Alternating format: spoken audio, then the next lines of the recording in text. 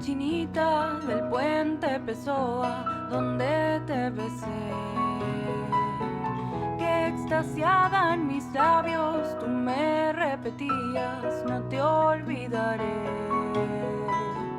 Tardecitas de sol, fiel testigo de amor. En el puente Pessoa, querida del alma, no existió el dolor. ¿Cómo estará en la ensenada el viejo ceibal? Los jazmineros y orquídeas en flor, a quien cantó dulcemente el zorzal. Quiero volver a contemplarme en tus ojos, Cambá, y que me beses como te besé, bajo la sombra del jacarandá. Y ese largo camino que hoy el destino de ti me alejó, no podrá en su distancia vencer a las ansias de unirnos tú y yo. Entonces cantaré nochecitas de amor a ese cielo divino, cielo correntino que nos cobijó. ¿Cómo estará en la ensenada el viejo ceibal? Los jazmineros y orquídeas en flor, a quien cantó dulcemente el zorzal.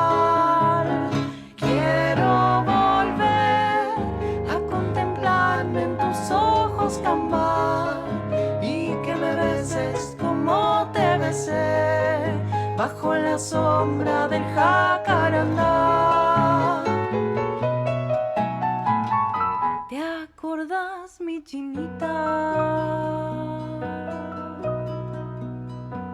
No te olvidaré.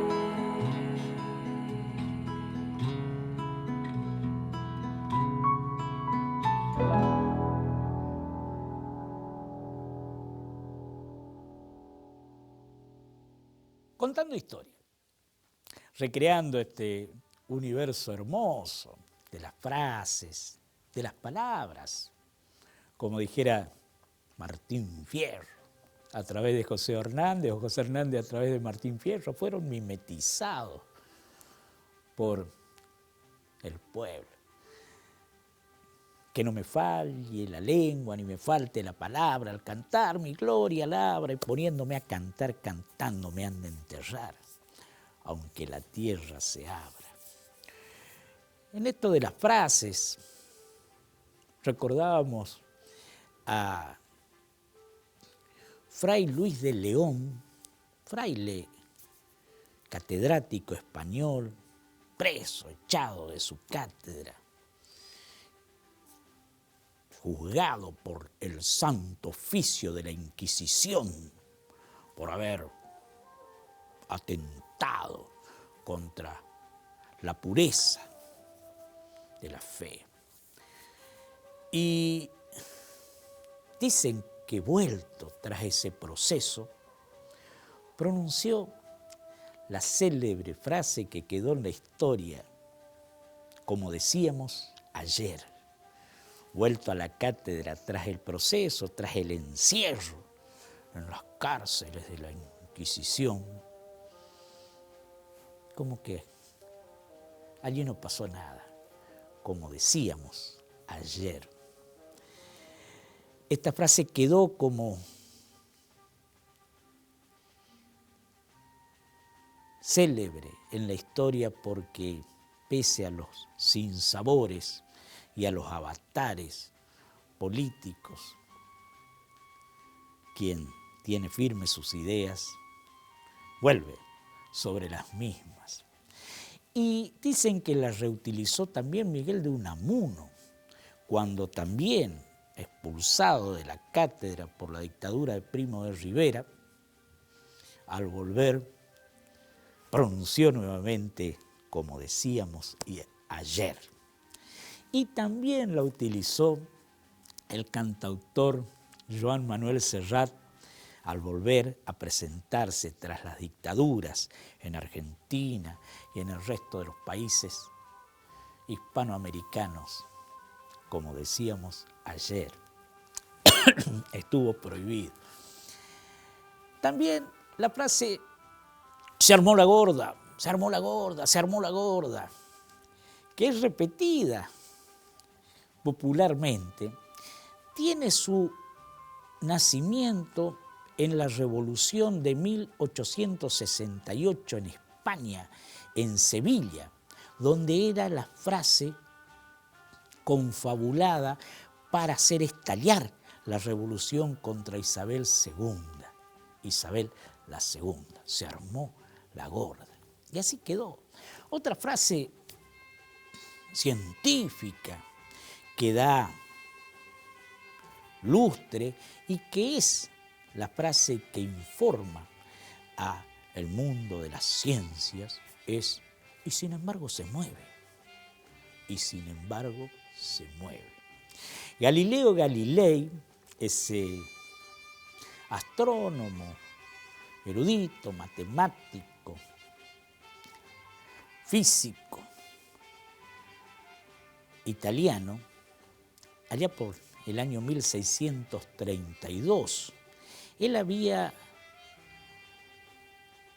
discutido la teoría científica del geocentrismo y había propugnado la vieja teoría heliocéntrica, ya estudiada por los sabios en Alejandría, hemos contado, allá en la biblioteca de Alejandría, en el Museum, en el Serapeo. Teoría según la cual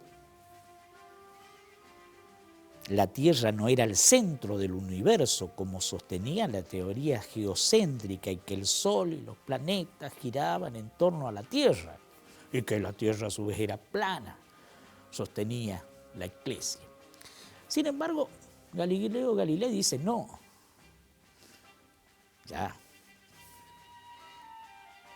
es el Sol el centro del sistema solar, en torno al cual en órbitas se mueven la Tierra y los demás planetas. Esto desde ya cuando publicó en un libro fue hostigado y castigado y encerrado en las mazmorras. Y dicen que ya de viejo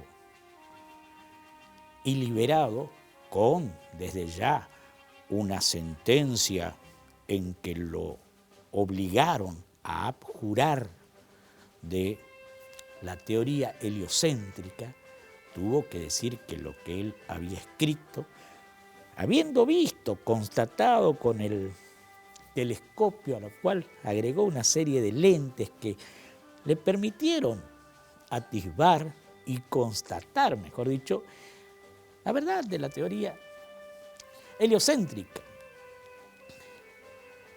Tuvo que abjurar y firmar que lo dicho no era cierto.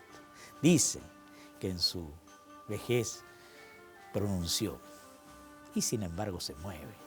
O sea que más allá de todas las rivalidades, las condenas, la abjuración obligada, la Tierra se movía y el universo seguía su vida cósmica más allá de los saberes oficiales. Qué linda frase. Y sin embargo se mueve. Bueno, pero estábamos con las malas palabras y el discurso del negro Roberto Fontana Rosa en el Congreso de la Lengua Hispana, desarrollada en Rosario. Vamos a continuar donde quedamos, en esto de las malas palabras de Fontana Rosa. ¿Recuerdan? Que este discurso que decía que no iba a lanzar ninguna teoría, pero que el Congreso de la Lengua era el ámbito apropiado para plantear preguntas, y eso voy a hacer, dijo el negro. Decía que el padre, o sea, mi viejo, retomamos el discurso, mi viejo era lo que se llama un mal hablado, que es una interesante definición. Como era un tipo que venía del deporte, entonces realmente se justificaba. También se lo llamaba boca sucia, una palabra un poco antigua, pero que se puede seguir usando. Era otra época, indudablemente. Había unos primos míos que a veces iban a mi casa y me decían, vamos a jugar al tío Berto. Entonces iban a una habitación, se encerraban a putear. Lo que era la falta de la televisión, que había que caer en esos juegos ingenuos. Ahora yo digo, a veces nos preocupamos porque los jóvenes usan malas palabras. A mí eso no me preocupa. Que mi hijo las diga, lo que me preocuparía es que no tengan una capacidad de transmisión y de expresión, de grafismos al hablar. Como esos chicos que dicen, había un coso que tenía una cosa y acá le salía un coso más largo. Y uno dice, ¿qué cosa? Yo creo que estas malas palabras les sirven para expresarse. ¿Lo vamos a marginar, a cortar esa posibilidad? Afortunadamente, ellos no nos dan bola y hablan como les parece. Yo soy fundamentalmente un dibujante, decía Fontana Rosa. Manejo mal el color, pero sé que cuantos más matices tenga, uno más se puede defender para expresar o transmitir algo.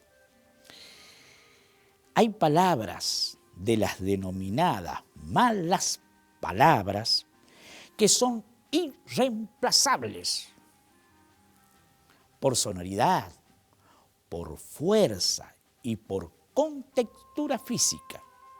No es lo mismo decir que una persona es tonta a decir que es un pelotudo. Tonto puede incluir un problema de disminución neurológica, realmente agresivo, dijo Fontana Rosa. El secreto de la palabra pelotudo, que no está en el diccionario de dudas, está en la letra T. Analicémoslo. Anoten las maestras. Hay una palabra maravillosa que en otros países está exenta de culpa, que es la palabra carajo.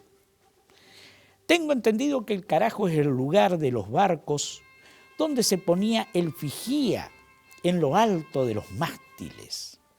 Mandar a una persona al carajo era estrictamente eso. Acá apareció como mala palabra, al punto de que se ha llegado al eufemismo de decir caracho, que es una debilidad y de una hipocresía. Cuando algún periódico dice el senador fulano de tal envió a la M, 3 puntos suspensivos a su par, la triste función de esos puntos suspensivos merecería también una discusión en este Congreso. Hay otra palabra que quiero apuntar, que es la palabra mierda, que también es irreemplazable, dijo Fontana Rosa, cuyo secreto está en la R, que los cubanos pronuncian mucho más débil, y en esto está el gran problema que han tenido el pueblo cubano en la falta de posibilidad expresiva. Lo que yo pido, dijo Fontana Rosa, es que atendamos esta condición terapéutica de las malas palabras. Lo que pido es una amnistía para las malas palabras. Vivamos una Navidad sin malas palabras e integrémoslas al lenguaje porque las vamos a necesitar. Fragmentos de la ponencia del escritor, dibujante y humorista rosarino en el 3er Congreso Internacional de la Lengua Española. llevada a cabo en noviembre de 2004 en la ciudad de Rosario, provincia de Santa Fe. Qué interesante. Realmente, leámoslo a Fontana Rosa, unos cuentos, unas narraciones únicas. Está en el bar El Cairo, en el restaurante El Cairo de Rosario, una estatua en cera que lo recuerda con esa pose sobre un buzón. Roberto, el negro Fontana Rosa, un homenaje a esta figura. Y ahora vamos a cambiar, como decía un periodista, el ángulo de la información. Trajimos un libro, una perla, un incunable, como dicen los iniciados en las bibliotecas. Vamos a andar un poco esa zona preciosa del río Uruguay, el río de los caracoles, dicen algunos. Lo cierto es que el río Uruguay viene corriendo desde lo que hoy es Brasil. Y en sus márgenes se fundaron esos 30 y pico de pueblos misioneros, reducciones jesuítico-guaraníes, entre 1610 en más, que tuvieron una maravillosa experiencia que duró hasta 1767, cuando por la expulsión de los jesuitas de todas las posesiones españolas,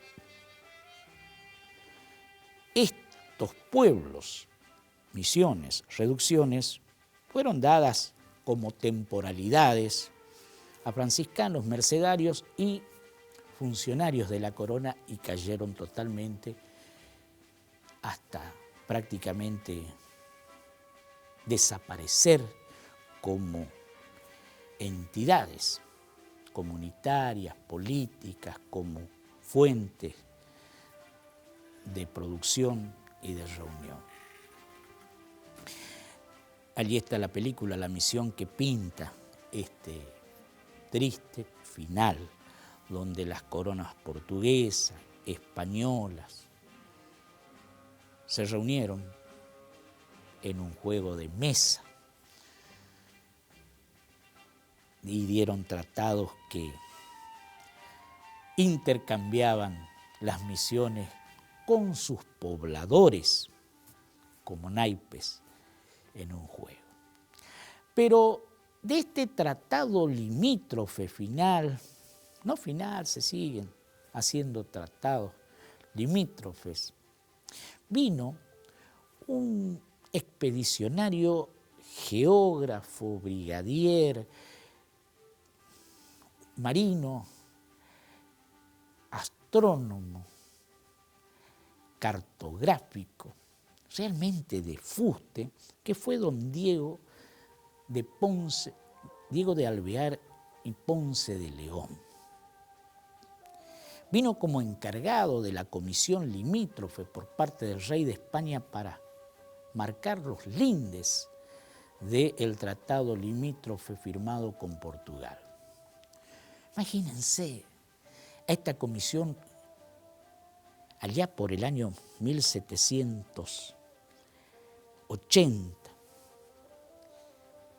vino como asistente en 1781 don Félix de Azara, también marino, geógrafo, astrónomo, matemático, que dejó memorables clasificaciones de la fauna, de los pueblos, de los vegetales que habitaban esta zona.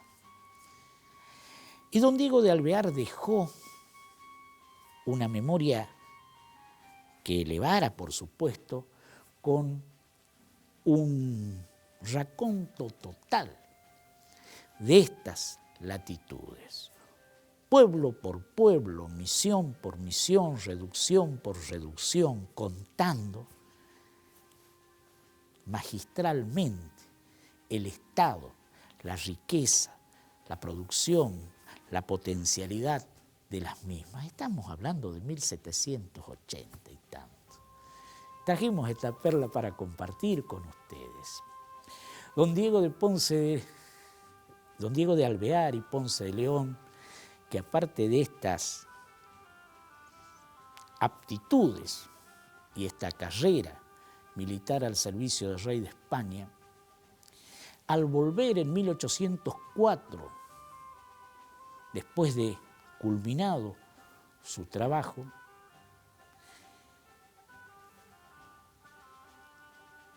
a la altura de las costas de Portugal iba un convoy español, la Medea, la Mercedes, varias embarcaciones transatlánticas, y fueron interceptados por una marina inglesa.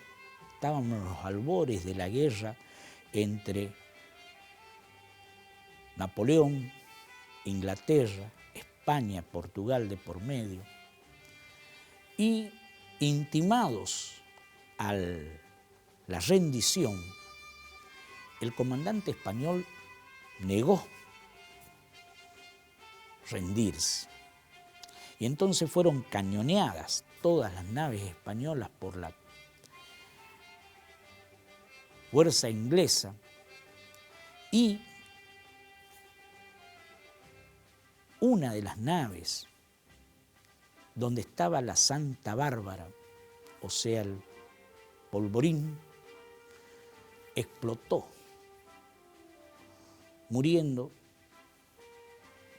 en el acto 295 tripulantes, marineros y jefes de esa nave, y entre ellos la esposa de don Diego de Alvear y 7 de sus hijos.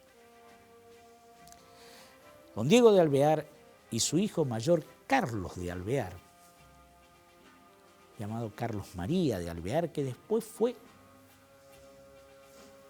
director supremo de las Provincias Unidas del Río de la Plata, 1814, y fue jefe del ejército argentino por tierra, comandante en jefe, que diera la célebre batalla de Ituzaingó, donde se venciera en una sola batalla al ejército imperial brasileño.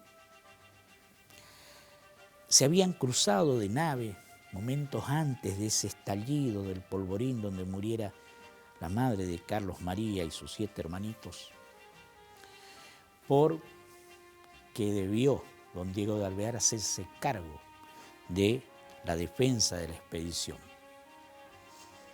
Fue preso con su hijo a Londres. Después logró, una vez hecha la paz entre España e Inglaterra, que se lo devolviera a España con sus bienes, y formó parte de esa familia que fundó las Viñas de Alvear. Su hija escribió las memorias, después vamos a traer para compartir con ustedes también, porque tiene datos curiosos sobre nuestra historia. Las Viñas de Alvear que irrumpieron en el mapa vitivinícola europeo con sus productos. Don Carlos María vino con la fragata George Canning, con San Martín, Sapiola, en marzo de 1812, y se quedó en estas latitudes donde formó familia, y después se fue enviado diplomático a los Estados Unidos donde muriera. Interesante esta historia.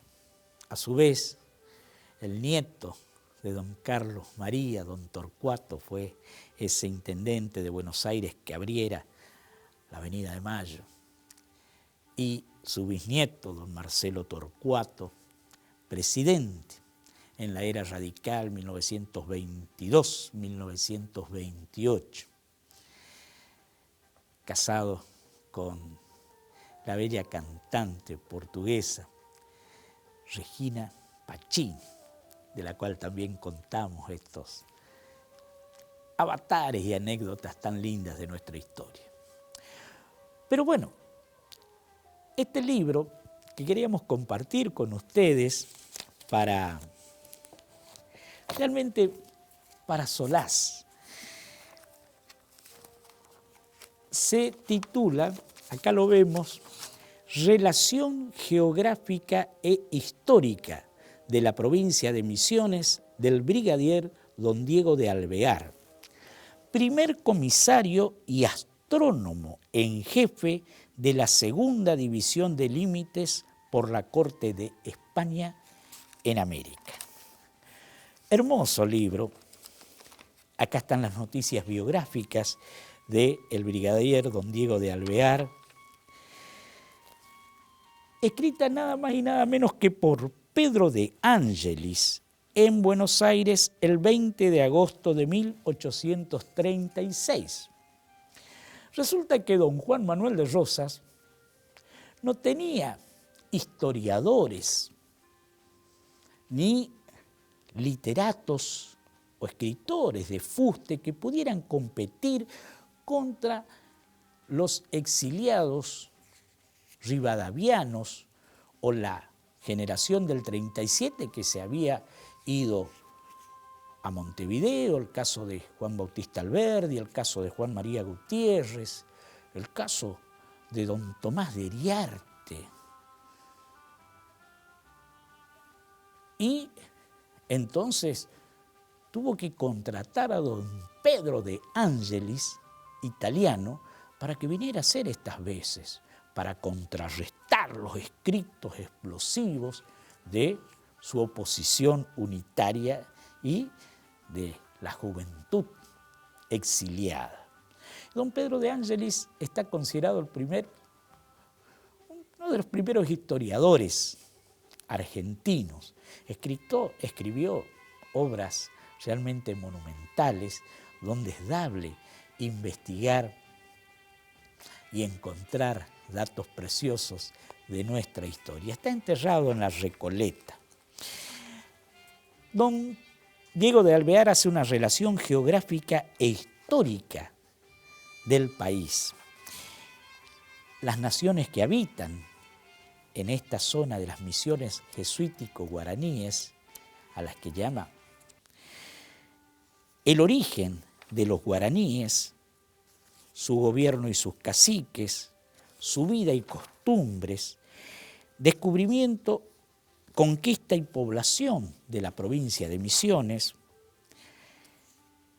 hace una relación de Buenos Aires, de la Asunción del Paraguay, de la villa de San Juan de Vera y de Ontiveros, de la ciudad real, hoy desaparecida, de Santa Fe de la Veracruz, con su nombre original, de la ciudad de San Salvador, de la Villa Rica del Espíritu Santo del Paraguay, preciosa ciudad, Santiago de Xerés, también desaparecida, de la Concepción del Río Bermejo. Habíamos hablado de esta ciudad que se la pensaba ubicada a orillas del Bermejo y no lo estaba.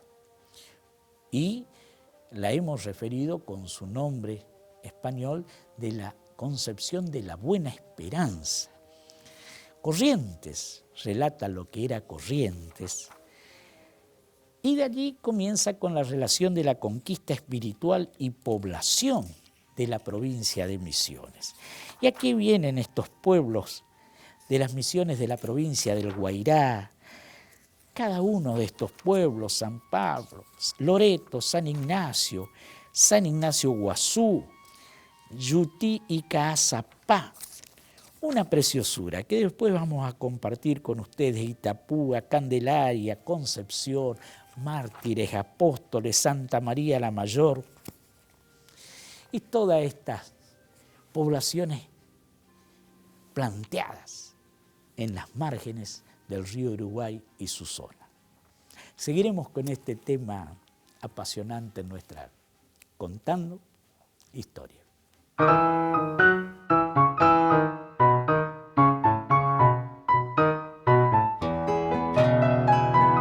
¿Te acordás, mi chinita, del puente Pessoa, donde te besé?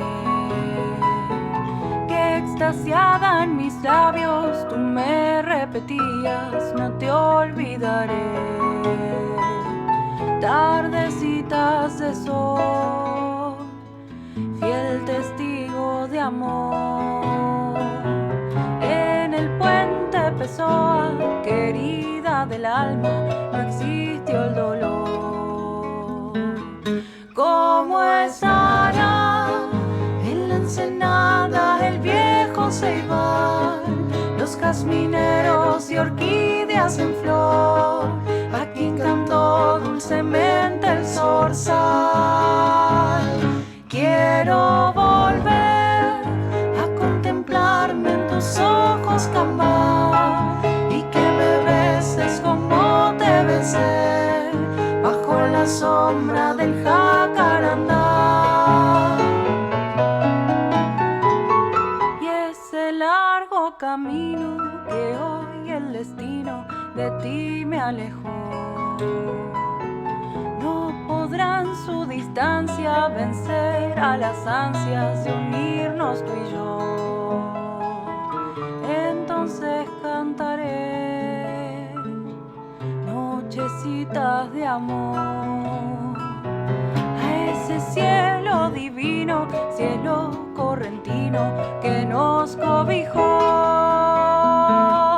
¿Cómo estará en la ensenada el viejo ceibal, los jazmineros y orquídeas en flor, a quien cantó dulcemente el zorzal?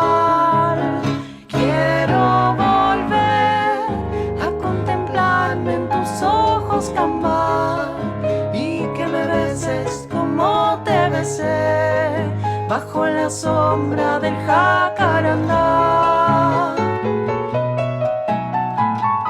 ¿Te acordás, mi chinita?